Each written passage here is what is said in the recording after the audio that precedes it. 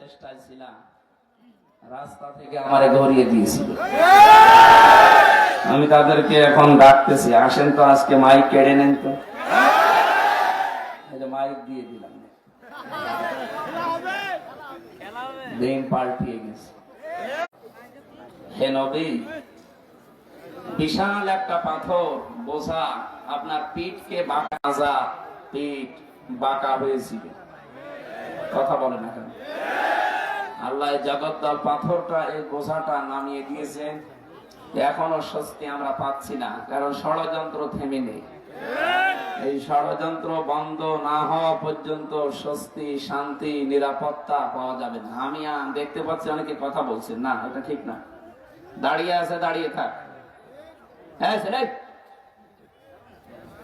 আবার কথা বলার কোন কারণে? এরপরে যদি একটা কথা আপনার মুখ দিয়ে বের হয়, দেখেন এখানে দাঁড়িয়েছেন কেন? বসেন, স্যান্ডেল খুলে বসেন। কথা বলা যাবে না। দাঁড়িয়ে আছেন দাঁড়িয়ে থাকেন, বসে আছেন বসে থাকেন। যদি ভালো জায়গা পান শুয়ে পড়েন, কথা বলবেন না। এটা আমার অনুরোধ, আপনার পায়ে হাত দিয়ে বলছি। আপনার কপিরা গোনা হবে, কিন্তু ইয়ার কি মারার জায়গা না। এটা জলীয় ধানের ক্ষেত, কিন্তু এটা কিছু সময়ের জন্য জান্নাতের বাগান হয়ে গেছে।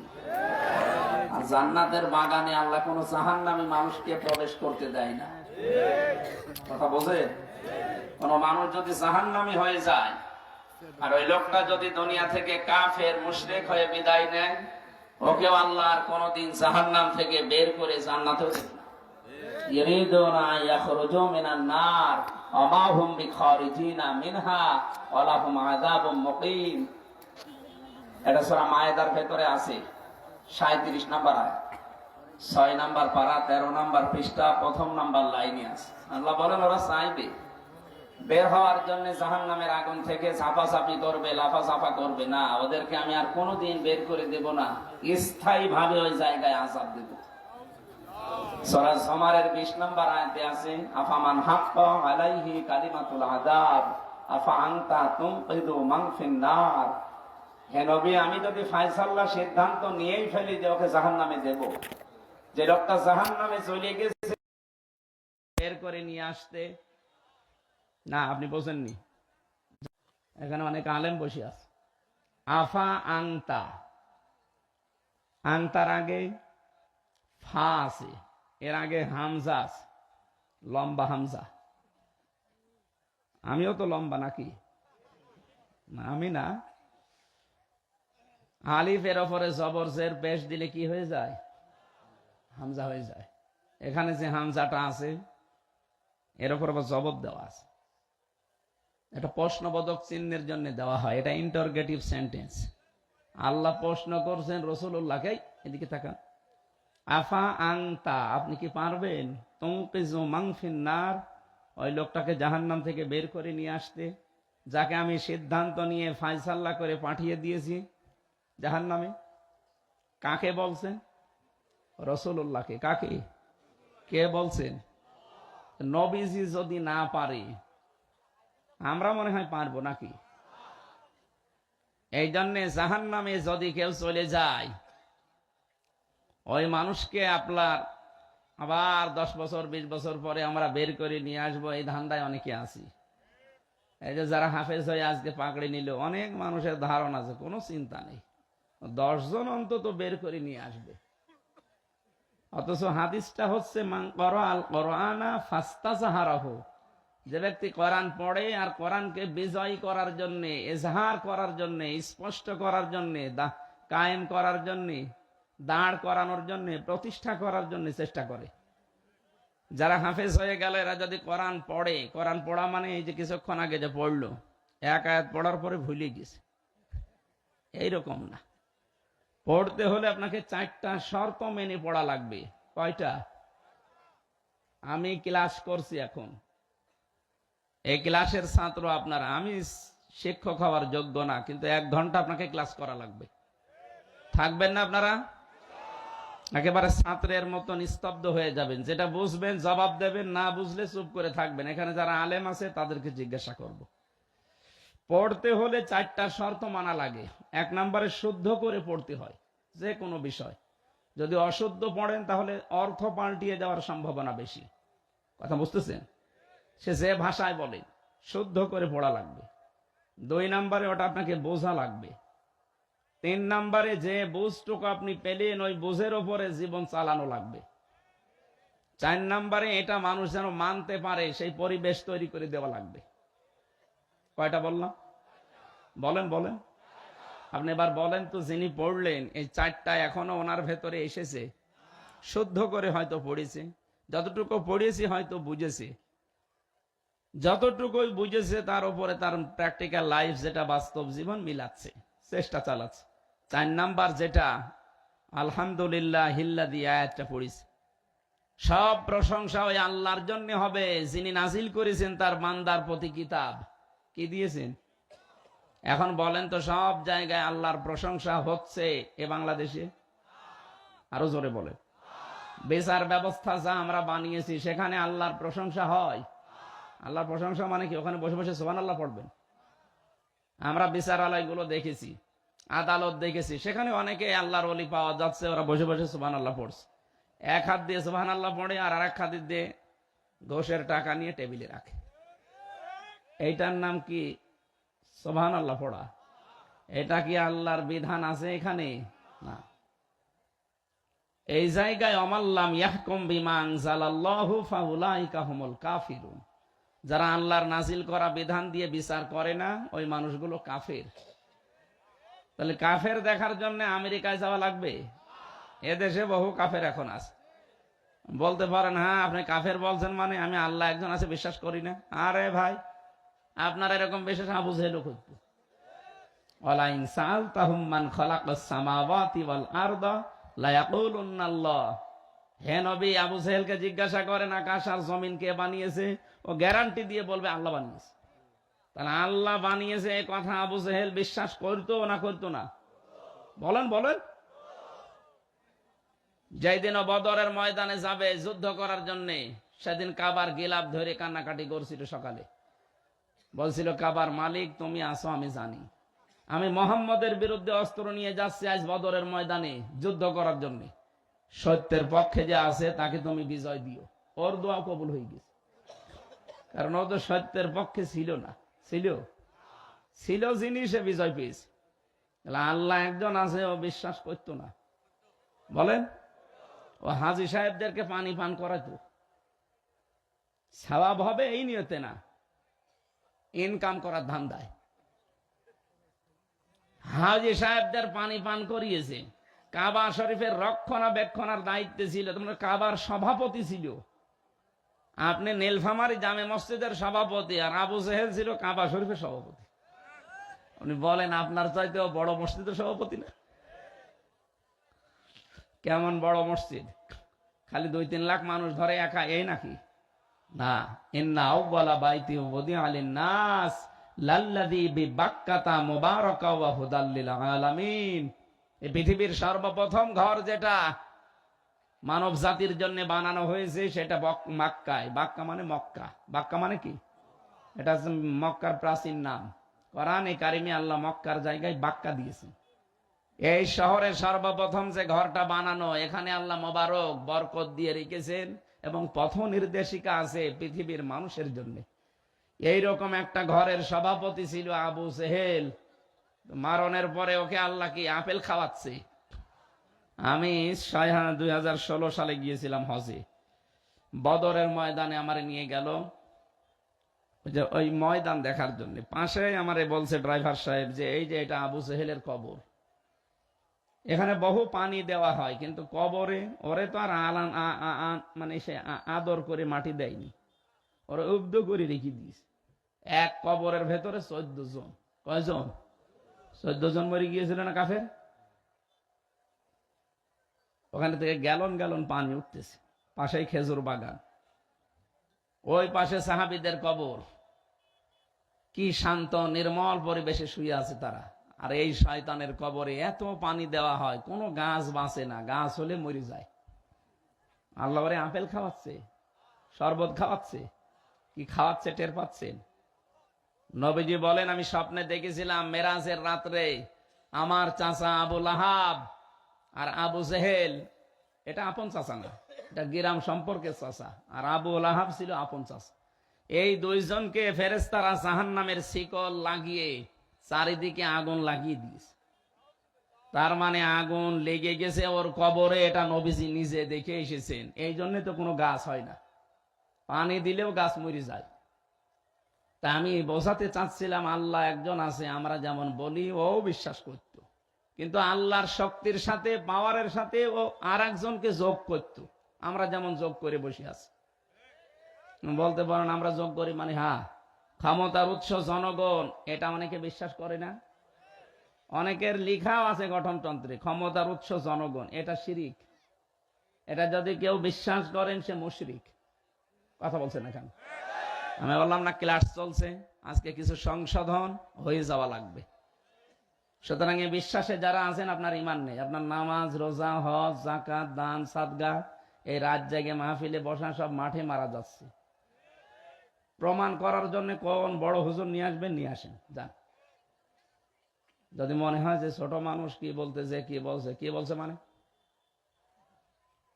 যত বড় হুজুর নিয়ে আসবেন, নিয়ে এসে বসিয়ে রাখেন। আল্লাহ ক্ষমতার উৎস এ কথা যারা বিশ্বাস করে না, যারা এ কথা বিশ্বাস করে জনগণ ক্ষমতার উৎস, তারা শিরিক করছে, ওরা মুশরিক। আর মুশরিক মরে গেলে ওর আমল নামা আল্লাহ ধনী কণার মতো ওর মুখের উপর এভাবে নিক্ষেপ করবে। এটা আমি বানালাম। অকাদিমনা ইলা মা আমিলু মিন আমালিন ফাজআলনাহু হাবাআম মানসুরা। 23 নম্বর আয়াত, 19 নম্বর পারা, প্রথম নাম্বার পৃষ্ঠা, 4 নাম্বার লাইনে আছে। এটা ফুরকান সূরা। আল্লাহ বলেন যারা শিরিক মিশ্রিত কোনো আমল নিয়ে আসবে, ওটা ধলি কণার মতো ওর মুখের উপরে নিক্ষেপ করে দেব। বলেন নাউজুবিল্লাহ। এই জন্য যেটা বোঝাতে চাচ্ছি, কাটসাট কথা। আপনি যদি আল্লাহ বাদে অন্য কাউকে ক্ষমতার উৎস মনে করেন, বিশ্বাস করেন, ওই আকীদা নিয়ে থাকেন, আপনি মুশরিক, আপনার জান্নাত নেই। আপনাকে আবু জেহেলের মতো জাহান্নামে যাওয়া লাগবে। দুনিয়ার এই ছোট্ট জীবনে পরীক্ষায় এসে ফেল করে আবু জেহেলের মতো জাহান্নামী হবেন, আমরা এটা চাই না। আমরা চাই আমরা সবাই জান্নাতে যেতে চাই। বলেন, এই জন্য যারা এখানে এসেছেন, এ মানুষগুলো আজকে আমরা চাই তেলাওয়াতকৃত যে আয়াতগুলো পড়লাম, এখান থেকে অন্তত আমরা যেন কিছু নিয়ে যেতে পারি। আল্লাহ তুমি আমাদেরকে কিছু দিও। বলেন আমিন। 1500 বছর আগে নবীজির পিঠ থেকে আল্লাহ আইয়ামে জাহিলিয়াত, কি বললাম, আইয়ামে জাহিলিয়াতের যে বিশাল পাথর বোঝা সরিয়ে দিয়েছিলেন। আর 1500 বছর পর 2024 সালের 5 আগস্টে আও আমি জাহিলিয়াতের একটা পাথর আমাদের বুক থেকে আল্লাহ সরিয়ে দিয়েছে। আমার মনে হচ্ছে শব্দ দুইটা প্রায় কাছাকাছি, আই এম এ আর আও আমি, দুইটা একরকম না? আপনি রাগ করলেও আমি বলবো, কারণ ওদের যে কর্মকাণ্ড 15.5 বছরে পেলাম, এই কারণে বলছি। বিশেষ করে 2006 থেকে 24 পর্যন্ত যে অত্যাচার, জুলুম আর নির্যাতন চালিয়েছে মানুষ হয়ে মানুষের উপরে, আত্মীয় স্বজনও বাদ দেয়নি, নিজের আত্মীয় বাদ দেয়নি। আমার বংশের 100 জনের 98 জন এই দলে ছিল। তারা যে অত্যাচার করেছে, আমি আপন ভাতিজা তাদের, অথচ আমি 3টা বছর জেলে থাকাকালীন তারা আনন্দ করেছে। এই যে অত্যাচার, জুলুম, নির্যাতন এভাবে করলেন, আপনার বিবেক কি মরে গিয়েছিল? আপনি নিজেও জানতেন যে আমার এই ভাইয়ের ছেলে কিচ্ছু জানে না, এ নিরপরাধ, এ কোরআনের কথাগুলো প্রচার করে বেড়ায়, এইটাই তার অপরাধ। এটা যদি আমার অপরাধ হয়, তাহলে আমার গ্রামের যে মসজিদে যারা ওরা নামাজ পড়তো, ওরা এই কোরআন দিয়ে পড়তো না? আমি প্রচার করি, ওরা কোরআনে কারিমের আয়াত দিয়ে নামাজ পড়ে। ওরা অপরাধী হলে ওরা অপরাধী, কিন্তু ওদের কোনো বিচার নেই। আমার ধোয়া তুলসী পাতা, আর যত দোষ এই নন্দ ঘোষের। সুতরাং এই জুলুম, নির্যাতন, অত্যাচারের সাথে যারা ছিলেন, পৃথিবীর বিভিন্ন দেশে আমরা যুগে যুগে দেখেছি, জালেম যারা মানুষের উপর অত্যাচার করেছিল, তাদেরকে নিষিদ্ধ করা হয়েছে। এরই ধারাবাহিকতায় আমরা চাই এদেশে 15.5 বছরে যারা জুলমের সাথে, নির্যাতনের সাথে, অত্যাচারের সাথে যারা জড়িত, রাষ্ট্রীয়ভাবে তাদেরকে কিয়ামত পর্যন্ত নিষিদ্ধ করে দিই। এটা মানবতার শত্রু। যতদিন থাকবে একটা ক্যান্সার, শরীরে ক্যান্সার থাকলে না কাটা পর্যন্ত আপনি ভালো হবেন না। এই জন্য ক্যান্সার গুলো আমার মনে হয় বাদ দেওয়াই ভালো, কারণ যে ষড়যন্ত্র এখনো চলছে, এদেরকে যদি মাইনাস করা না যায় আরামে ঘুমানো সম্ভব না। এমনকি কবরে যেও চিন্তায় থাকা লাগবে। হ্যাঁ, কারণ যাদেরকে রেখে যাচ্ছি এই মানুষগুলোর উপরে যে কি চলবে আপনি টের পাচ্ছেন না। এই জন্য নূহ নবী শেষ পর্যন্ত 950 বছর দাওয়াতি কাজ করে এইটা বলেছিলেন, রব্বিলা তাজারনি ফারদা, রব্বিলা তাজারনি, হে আমার মালিক তোমাকে আমি বলছি তুমি ছেড়ে দিবা না। রব্বিলা তাজার আলাল আরদি, জমিনের উপরে মিনাল কাফিরিনা দাজ্জার, দাঁড়ের বহুবচন দিয়ার বা দাজ্জার, একটা কাফেরকেও জমিনের উপরে তুমি ছেড়ে দিও না। ইন্নাকা ইন তাযারহুম ইউদিল্লু ইবাদাকা ওয়ালা ইয়ালিদু ইল্লা ফাজিরান কাফারা, কারণ ওর পেট থেকে পরবর্তীতে যেটা আসবে ওটা আরো ডবল হারামি হবে। এই জন্য যারা পালিয়ে গেছে দুই বোন একসাথে, আমরা চাই ওনারা ওখান থেকে কবরে চলে যাক, অন্তত আমাদের এসে যেন আর না চালায়। পরবর্তী প্রজন্ম আমরা যারা রাজাকে রেখে যাব তাদেরকে আমরা হযরত ওমরের মতো রেখে যেতে চাই। আর এইটা করতে হলে এই জুলুমের বিচার হওয়া লাগবে। আন্তর্জাতিক অপরাধ ট্রাইব্যুনালের ঘোষণা আজকেও শুনেছেন, 13 জনকে হাজির করেছিল গতকাল। বিচার ব্যবস্থা শুরু হয়ে গেছে। 1 নম্বর আসামি ওনারা 2 জন যারা পালিয়েছে। অবশ্য আলহামদুলিল্লাহ, ঠিকই বলিস ভাই, আলহামদুলিল্লাহ। কারণ বিচার যদি না হয় আগামীতে যারা রাষ্ট্র ক্ষমতায় বসবে তারা আরো ডবল হারামি হবে। এই জন্য চাই বিচার হোক, এটা যেন একটা লিসন হয়ে থাকে, শিক্ষা হয়ে থাকে। কিয়ামত পর্যন্ত কোন জালেম কে যদি বসেও পড়ে চেয়ারে, ও যেন ভয়ে থাকে না। দরকার নেই ভিক্ষা, কুকুর ঠেকা। আল্লাহ আমাদেরকে ওইটা যেন দেখার তৌফিক দেন, বলেন আমিন। দল মত জাতি বর্ণ ধর্ম নির্বিশেষে এই অনুষ্ঠান শুধু মুসলমানদের না, আদা বায়ানুল লিন্নাস, মানুষ পদবাচ্চে যারা বিবেচিত সবার জন্য আজকের অনুষ্ঠান উন্মুক্ত। আর সবাই আমরা এসেছি, আমি জানি অনেক হিন্দু নীলফামারী বাস করে, সব মানুষেরা আজকে এসেছে। যারা এসেছি সবাইকে নিয়ে বলছি আলহামদুলিল্লাহ। দরুদ আর সালাম পড়ছে আমাদের নবী মুহাম্মদুর রাসূলুল্লাহ সাল্লাল্লাহু আলাইহি ওয়াসাল্লামের প্রতি। আমাদের মানুষ হিসাবে কিছু দোষণীয় নিন্দনীয় গুণ আছে। কি বললাম?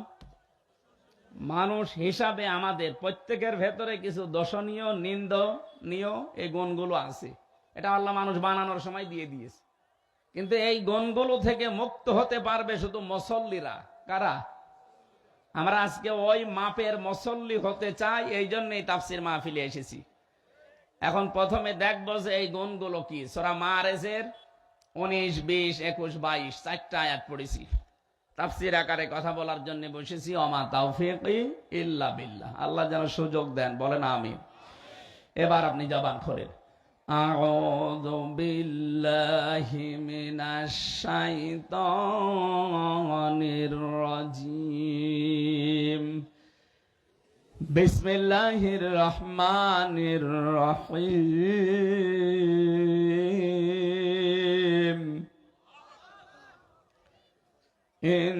ইন্নাল ইনসানা খুলিকা হালুআ। আল্লাহ পাক বলেন অবশ্যই আমি মানুষকে বানিয়েছি হালুয়া। হালুয়া দিয়ে। হ্যাঁ, কি দিয়ে? অবশ্য হালুয়া। আরে ভাই, এটা তো আরবি শব্দ। হালুয়া দিয়ে আল্লাহ বানায়নি, তাহলে তো মানুষ খেয়ে ফেলবে। আল্লাহ মানুষকে বানিয়েছে হালুয়া করে। হালুয়া শব্দের বাংলা অর্থ হচ্ছে অস্থির। হালুয়া মানে কি? এখানে যত মানুষ আমরা আছি প্রত্যেকে অস্থির। মানুষ এক জায়গায় বসে থাকতে চায় না। যত আনন্দ দেন, যত আরাম দেন, আপনি এক জায়গায় বসে থাকার মতো কিছু দিয়ে আল্লাহ মানুষকে বানায়নিও, সব সময় অস্থির। এই যে জেলখানায় সুইডেন আসলাম ছিল আর 27 বছর, 5 তলায় ছিল, আমরা 4 তলায়। এক একজন আছে, কেউ 27 বছর, কেউ 45 বছর, একটা ঘরের ভেতরে, এদিকে 1.5-2.5 হাত, এদিকে খুব বেশি হলো 3.5 হাত। এতটুকু একটা ঘরে একটা মানুষ আছে কত বছর? 45 বছর। মুকিম গাজী আছে আজ 42 বছর। ওর 160 বছর জেল। ও যদি বেরও হয় কোনোদিন, ও আবার জীবিত হয়ে কব্বরে যাবে, আবার বের হবে, আবার কবরে যাবে। তারা 160 বছর হায়াত আছে ওর। এই যে সুইডেন আসলাম, এখানে মার্ডার করতো, সুইডেনে চলে যেত, ওখানে মার্ডার করতো, এখানে চলে আসতো, নামই হয়ে গেছে সুইডেন আসলাম। ওর জীবনে দিয়ে একটা সিনেমা বানিয়েছে চলচ্চিত্রে, মান্নার আসলাম ভাই। মনে করছেন হুজুর কিছু জানে না? সব খবর আমার কাছে আছে। উনি একদিন রাত 9:30টার দিকে আমার ফাঁসির কন্ডেম সেলের ভেতরে আমার এসে বলছে, আমির হামজা কই? যে এই তো। আমি তো ওনার চিনি না ওইভাবে। বললাম কে আপনি? বলছে একটা মাসলা জিজ্ঞাসা করব হুজুর। বলেন তো কি? আমার বউ আমাকে জিজ্ঞাসা করেছে, আমি আদালতে গিয়েছিলাম, ওই হাজতখানার ভেতরে আমার বউ এসে আমারে জিজ্ঞাসা করেছে, সে আবার নামাজ কালাম পড়ে, আমি ওইসবের ধার ধারি না। সে যেহেতু নামাজ কালাম পড়ে তো, আর 27 বছর আমি জেলে আছি। আমি কথাগুলো শোনার পরে মনে করলাম যে এত বড় এমন হয় কোনো কিছু হবে, কারণ 4:30-5টার পরে সব লক আপ লাগিয়ে দেয়, কেউ আর বাইরে থাকে না। অথচ ওই লোকটা আসছে রাত 9:30টায়, এ পাওয়ার আছে। প্রশ্নের উত্তর দেওয়ার পরে বললাম কে আপনি? আমি সুইডেন আসলাম। ও ভাই বলেন? ওরে বাপ, এর নাম শুনলে 1 গ্লাস পানি খাওয়া লাগে। আরে আমার কাছে এসেছে। এই যে লোকটা আজকে 27 বছর জেলের ভেতরে এক ঘরে, যেহেতু উনি ফাঁসির আসামি, বহু মামলা বহু মার্ডারের আসামি উনি। শুনলাম যে সরকার আসার পরে ওনাকেও ছেড়ে দিয়েছে। বলেন তো এই লোকটা আরামে আছে, মানে ওর ভেতরে থেকেও বাইরে ওর কমপক্ষে 20-22 লাখ টাকা উপায় আছে। ওনার যে ডান হাত বাম হাত বিভিন্ন হাত আছে, ওই হাতে উপায় করে আর জেলের ভেতরে ওনার জন্য পাঠায়। বলেন সুবহানাল্লাহ। আমরা এইরকম যারা বসে আছি, জীবনে 1 মাসে 1 লাখ টাকা উপায় হয় না, আর ওর একটা ঘরের ভেতরে বসে বিভিন্ন হাত কাজ করছে, প্রতি মাসে মাসে সব খরচ বাদ দিয়েও 20-22 লাখ টাকা ওনার নামে আল্লাহর রাস্তায় পাঠায়। এই মানুষটার এত শান্তি, তার যে বেড, আমাদেরকে কম্বল দিত একটা পেড়ে থাকার জন্য, আর তার যে জাজিম দিয়ে বেড বানানো, তার ঘরের ভেতরে টিভি সেট করা, ওয়াইফাই লাইন দেওয়া, সব ব্যবস্থা। প্রতিদিন 2টা 3টা 4টা করে পত্রিকা আসে, মানে বাড়ির মতো। খাবার দাবারও উন্নত তার জন্য। এত কিছু থাকার পরেও লোকটা শুকিয়ে শুকিয়ে প্যারালাইজড হয়ে গেছে। আমি আসার আগে দেখেছিলাম একটা সাইড পড়ে গেছে, অনেক বয়স তো। যে লোকটা 27 বছর জেলে আছে, কমপক্ষে 30 বছর 35 বছর বয়স না হলে তার জেলে ঢোকেনি। এতগুলো মার্ডার করা লেগেছে তারপরে তো। সেই হিসাবে তার বয়স প্রায় 65-70 বছর হবে। এই বয়সে এতদিন পর্যন্ত একটা ঘরে কাটিয়ে দিল জীবনটা, কোনো কাজ করা লাগে নাই, কোনো কাজ নেই। 24 ঘন্টা শুধু বসে থাকা, খাওয়া আর ঘুমানো।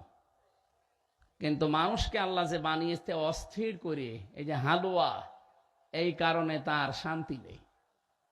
আমরা বাইরে 24 ঘন্টার 18 ঘন্টাও যদি পরিশ্রম করি, তারপরও মনে শান্তি আছে, কারণ জেলে যারা আছে ওদের চাইতে ভালো আছে, কারণ আমরা মুক্ত, যেখানে ইচ্ছা সেখানে যেতে পারি।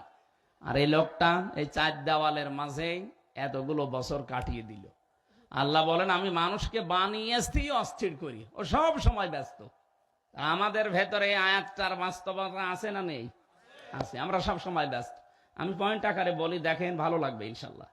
2 নম্বরে, ইদা মাসাহু শাররু জাজুআ, যখন কোন অকল্যাণ, ক্ষতি, বিপদ আপদ এগুলো তাকে ঘিরে ধরে, তখন মানুষ হতাশ হয়ে যায়, হায় হতাশ করে। এটাও আছে। বিপদে পড়লেই মানুষ হতাশ হয়ে পড়ে না, আর মনে হয় সূর্য উঠবে না।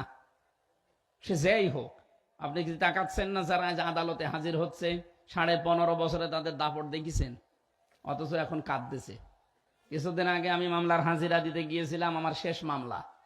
হাজি সেলিম নাম শুনেছেন? পুরাতন ঢাকার অর্ধেকই তার। এক এক কাঠা জমির দাম যেখানে 1.5 কোটি 2 কোটি টাকা এক কাঠা জমির দাম, সেখানে অর্ধেক পুরান ঢাকা তার। আপনি হিসাব করেন কত কিছুর মালিক সে। কথা বলতে পারে না, এখন মুখ বন্ধ হয়ে গেছে, জবান আল্লাহ কেড়ে নিয়েছে, এখন গোগা করে। দেখলাম আদালতের এজলাসে দাঁড়িয়ে এই লোকটা হাওমা করে শিশুর মতো কাঁদছে। অথচ তার যে বাহিনী, তার ডান হাত, বাম হাত, উপরের হাত, নিচের হাত, বিভিন্ন হাত আছে, এতগুলো হাত তার কাজ করে। 15.5 বছরে রাজার মতো কাটিয়েছে, অথচ বিপদে পড়েছে, এখন শিশুর মতো কাঁদতেছে। নৌকা মার্কায় দাঁড়ায় উনি, নৌকা আর বলতে পারে না, এখন বলে হৌকা। শব্দটা উচ্চারণ হয় না ওনার। আমি এই যে জাজুয়া বলছিলাম, মানুষ বিপদে পড়লে যত রকমের শক্তিশালী লোক হোক, ও হতাশ হয়ে পড়ে। কি হয় বলেন বলেন? ওয়াইদা মাসসাহুল খায়রু মানুআ।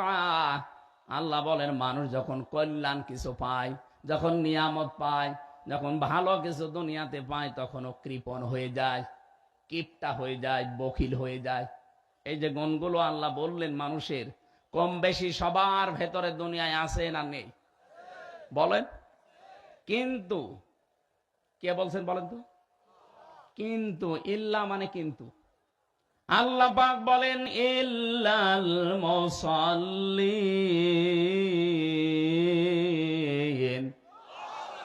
কিন্তু এই সমস্ত গুণগুলো তাদের ভেতরে হে নবী আপনি পাবেন না যারা মুসল্লি। কি প্রশ্ন আসতে পারে, আমরা কি মুসল্লি না? 5 ওয়াক্তের জায়গায় আমরা 6 ওয়াক্ত নামাজ পড়ি তাহাজ্জুদ মিলে, আমরা এত বড় মুসল্লি, আর আপনি কি বলেন? হ্যাঁ, এটা আল্লাহর কথা। মানুষ অস্থির, মানুষ বিপদে পড়লে হতাশ হয়ে পড়ে, কোন নিয়ামত পেলে, ভালো কিছু আসলে জীবনে কৃপণ হয়ে যায়। সম্পদ পেলে সবার ভেতরে এই গুণ থাকবে না, শুধু মুসল্লি যারা তারা এই গুণগুলো থেকে মুক্ত থাকবে। এবার আপনি নিজের সাথে মিলান তো, যারা বসে আছেন, আপনি মনে করেন আমি তো মুসল্লি, এই গুণগুলো থেকে আপনি এখনো মুক্ত হতে পেরেছেন না? পারেননি।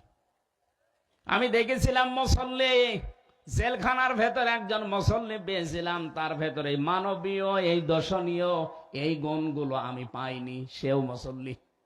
এত বড় বড় বিশাল বিপদের পাহাড় সামনে তার, অথচ কোনো হতাশা নেই, কোন অস্থিরতা তার ভেতরে কাজ করছে না।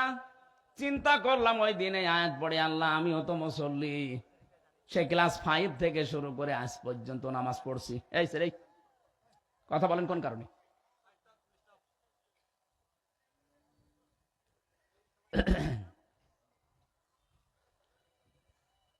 আমি এতদিন পর্যন্ত 33 বছর বয়স আমার তো মনে হচ্ছে 11 বছর বয়স থেকে আমার নামাজ আর কামাই যায়নি, অন্তত ফরজ নামাজ। এর ভেতরে এই গুণগুলো আমারও আছে, তাহলে কি মুসল্লি আমি হলাম বলেন তো? কোরআনের আয়াতের সাথে আমার যে মুসল্লিগিরি এর সাথে মিলছে না, তাহলে আল্লাহর এই কথা মনে হয় খুব সত্য না? হ্যাঁ বলেন বলেন। মুসল্লিদের ভেতরে গুণ থাকবে না। কোন মুসল্লি? আল্লাহর পরের আয়াতে জবাব দিচ্ছেন, আল্লাযীনা হুম আলা সালাতিহিম দাইমুন। যে মানুষগুলো সর্বদা সদা তাদের নামাজে নিয়মিত। দাইমুন মানে সর্বদা। নামাজ 2 ওয়াক্ত পড়ে, 3 ওয়াক্ত পড়ে না, এরে মুসল্লি বলা হয় না। নামাজ 5 ওয়াক্ত পড়ে না, শুধু জুমার নামাজ পড়ে, এটাও মুসল্লি না। জমান নামাজও পড়ে না, শুধু ঈদের নামাজ পড়ে, এটাও মুসল্লি না। ঈদের নামাজও পড়ে না, শুধু বাবা মরে গেলে জানাজা পড়ে, এইটা মুসল্লি না। মুসল্লি আল্লাহর ভাষায় তারা যারা নিয়মিত নামাজি, 5 ওয়াক্ত নামাজকে নির্ধারিত সময়ে যারা আল্লাহর ফরজ বিধান মনে পালন করে। পৃথিবীতে একটাই বিধান, আল্লাহ পাক বলেন এইটার জন্য আমি নিজে আমার নবীজিকে আরশে নিয়ে এসে তার উপরে লিখে দিয়েছি, ইন্নাস সালাতা কানাত আলাল মুমিনিনা কিতাবাম মাওকুতা। হে নবী, নামাজ কিন্তু আমি ফরজ করলাম শুধু এই বলে না যে জান দিয়ে দিলাম, না, আমি লিখে দিলাম কিতাবাম মাওকুতা, নির্ধারিত সময়ে যখন তখন পড়লেও হবে না। নামাজ পড়লে যেমন সওয়াব হয়, নামাজ ছেড়ে দিলেও সওয়াব হয়। কি ও বলছেন না? আমার চাইতে বেশি বলছে। আরে ভাই, সূর্য যখন ওঠে, সূর্য যখন মাথার উপরে, সূর্য যখন ডুবতেছে, এই 3 সময় নামাজ পড়তে পারবেন? তাহলে নামাজ ছেড়ে দেওয়া এই 3 সময় সওয়াবের কাজ। তাহলে নামাজ পড়লে যেমন সওয়াব হয়, নামাজ ছেড়ে দিলেও সওয়াব হয়। কথা বলেন না কেন? এই জন্য যখন তখন আপনি নামাজ পড়তে পারবেন না। নামাজের জন্য কিতাবাম মাওকুতা, ওয়াক্ত মতো, সময় মতো নির্ধারিত করে পড়া লাগবে। এই জন্য মুসল্লি আল্লাহর ভাষায় তারা যারা 5 ওয়াক্ত নামাজকে নির্ধারিত সময় আদায় করে নেয়। মানবীয় গুণ, দর্শনীয় কিছু গুণ আছে, এগুলো আমাদের ভেতরে সবার আছে, কিন্তু মুসল্লিদের ভেতরে নেই। প্রশ্ন আসতে পারে, এরকম মুসল্লি তো বাংলাদেশে নেই। হ্যাঁ আছে, খুব কম। কি আছে? কম। আপনি নামাজে লম্বা সেজদা দেবেন, নফল নামাজে দেখবেন আস্তে আস্তে অভ্যাস তৈরি হবে। এখানে এমন কেউ আছেন জীবনে 1 ঘন্টার জন্য একটা সেজদা দিয়েছেন? না। আমি জেলখানায় বহু মানুষ পেয়েছি যারা এক সেজদায় 40 মিনিট 50 মিনিট কি বলছে সে জানে আর আল্লাহ জানে। আমরা মনে করি সুবহান রাব্বিয়াল আলা 3 বার বলতে না 30 সেকেন্ড লাগে, অথচ সে কি বলছে বলেন তো? 1-1.5 ঘন্টা সেজদাই পড়ে আছে। রাত 2:30টা 3টায় ওঠে 2 রাকাত নামাজ পড়তে 2 ঘন্টা চলে যাচ্ছে। যেহেতু নফল নামাজে মাতৃভাষায় চাওয়া জায়েজ আছে, আর সবচাইতে বেশি মানুষের দোয়া কবুল হওয়ার জায়গা সেজদায়। কোন মানুষ যখন সেজদায় চলে যায়, ও যেন আল্লাহর কাছাকাছি হয়ে যায়। ওয়াসজুদ ওয়াকতারিব। নবী আপনি বলেন, যদি সেজদা দাও রবের কাছাকাছি চলে যাবা। জোরে বলেন সুবহানাল্লাহ। আমি সহ যারা এসেছি প্রত্যেককে আহ্বান জানাচ্ছি, জীবনে সময় পেলে একটু সেজদা লম্বা করে দিবেন। এর চাইতে মজা, আনন্দ, শান্তির জিনিস দুনিয়াতে আর নেই। স্বামীর ব্যবহারে শান্তি আছে, এর চাইতে 100 গুণ শান্তি পাবেন যদি সেজদার ভেতরে আপনি আনন্দ পান। জীবনে আপনার মাথা তুলতেই মন চাবে না। পৃথিবীর যত মজাদায়ক বস্তু আছে সব চাইতে আনন্দের জায়গা আল্লাহর এই কুদরতের পাটা। এখানে আল্লাহ মনে হচ্ছে পা আপনার কপালের সাথে দিয়ে রেখেছে। আপনি যদি এই সেন্স দিতে পারেন, কখন আধা ঘন্টা 45 মিনিট চলে যাবে আপনি টেরও পাবেন। আমাদের নামাজ যেহেতু ওই মানের হয় না, এজন্য আমরা নামাজের ভেতরে কোনো আনন্দ, শান্তি, স্বস্তি পাই না। স্বস্তি পাওয়া যায় 4 দোকানে যেখানে গেবদ হয়। কথা বলেন না কেন? বাজারে যেখানে হট্টগোল শোরগোল, যেখানে গালিগালাজ হয়, এরকম জায়গায় আনন্দ লাগে, ভালো লাগে থাকতে। কিন্তু নামাজের সেজদায় আজ আমাদের কোনো আনন্দ নেই, মজা নেই, স্বস্তি নেই। কারণ অধিকাংশ মানুষ আমরা নামাজের সেজদায় যা বলি বুঝি না, আর বুঝলে ওর বাস্তবতা, রুহানিয়াত যেটা, ওটা আমরা পাই না। নামাজ পড়লে আপনি জান্নাতে যাবেন এ কথা কোরআনে আছে, কিন্তু নামাজ পড়লেও অনেক মানুষ আল্লাহর বরদোয়া পায়। কোরআনে কারীম জানাচ্ছে ফাওয়াইলুল লিল মুসাল্লিন আল্লাযীনা হুম আন সালাতিহিম সাহুন। আল্লাহ বলেন ধ্বংস হয়ে যাক ওই নামাজীগুলো। কোন বেনামাজিকে আল্লাহ বলেছে এখানে না, বলেছে ধ্বংস হয়ে যাক ওই মুসল্লিগুলো, ওই নামাজিগুলো যারা তাদের নামাজ সম্পর্কে উদাসীন। এই যে সাহুন, এই শব্দের ব্যাখ্যা হয় 4টা। 1 নম্বরে নামাজে দাঁড়াছে, নামাজের ভেতরে খুশু খুশু নেই। খুশু খুশু কি? ধীর স্থিরতা লাগবে নামাজে। এরকম মন নিয়ে নামাজে দাঁড়াবেন, মনে হচ্ছে যে আমি আল্লাহকে দেখতে পাচ্ছি। যদি এইরকম চোখ, এরকম অন্তর আপনার তৈরি না হয়, অন্তত এই বিশ্বাস নিয়ে দাঁড়ানোই লাগবে যে মালিক আমাকে দেখতেছে। এটা হয় আমাদের? এই পরিবারে, এই পরিবেশে, এই মানে এখন আমি উঠতে পারিনি, তা আমার এই যে গুণগুলো দূর হবে কি করে? সুতরাং আমার মুসল্লি হতে চাই ওই মাপের, যে মাপের মুসল্লি হয়েছিলেন হযরতে তালহা রাদিয়াল্লাহু তাআলা আনহু।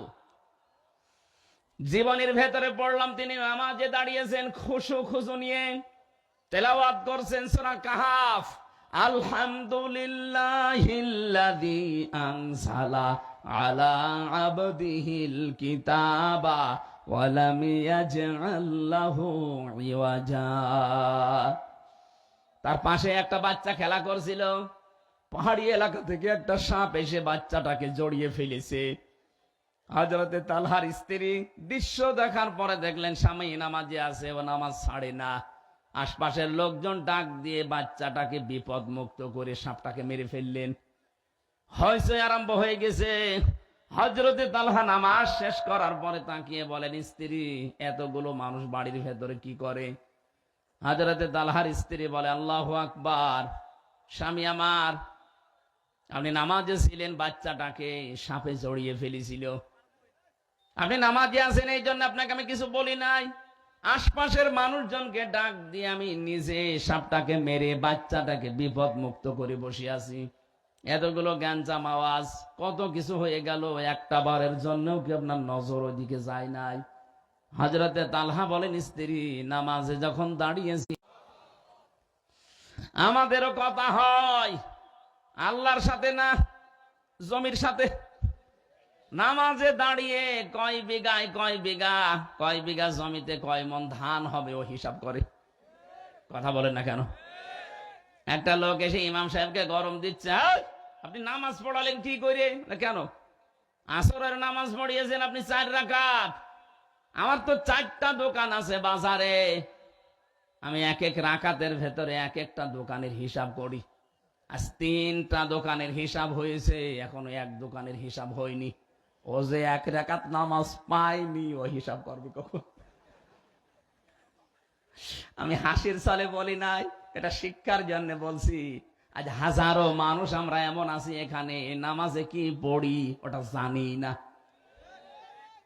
নামাজের ভেতরে মন তৈরি করার জন্য আপনাকে আগে জানা লাগবে যে আপনি কি পড়ছেন। যখনই তেলাওয়াত করবেন, আলহামদুলিল্লাহি রাব্বিল আলামিন, আল্লাহ পাক বলেন আমার বান্দা সত্য বলেছে, এই কথার জবাব আমার বান্দা শোনার পরে বলে আর রহমানির রহিম। এটা আমি জবাব দেই, ও শোনার পরে পরের আয়াতে বলে মালিকি ইয়াউমিদ্দিন। এই যে 3টা প্রশংসা করলেন, সবকিছু আল্লাহ তোমার জন্যে। তুমি রহমান, তুমি রহিম, তুমি কিয়ামতের দিবসের একচ্ছত্র মালিকানা তোমার, কেউ ওই দিন কথা বলতে পারবে না। এ কথাগুলো নামাজে বলতে বলতে আমার আল্লাহ যেন এবার প্রশ্ন করছে, ওই কে তুই?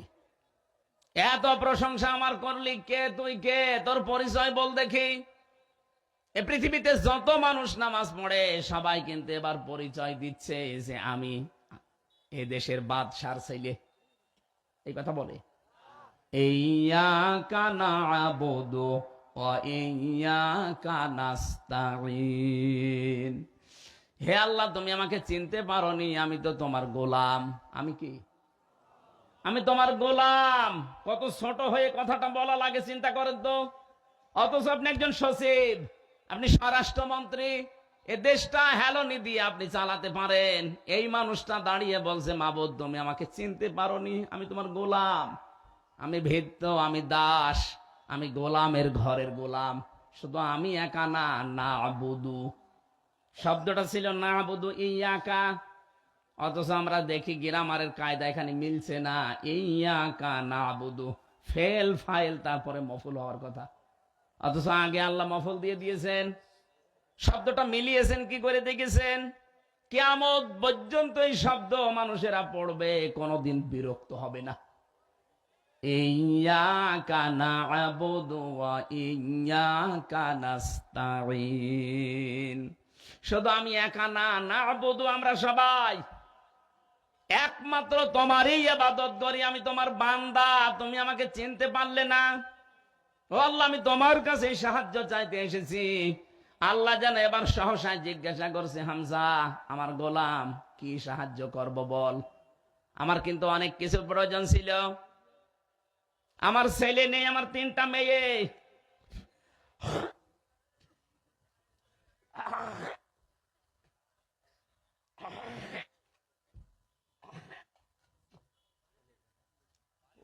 তো হুজুরও চেনে না দেখছি।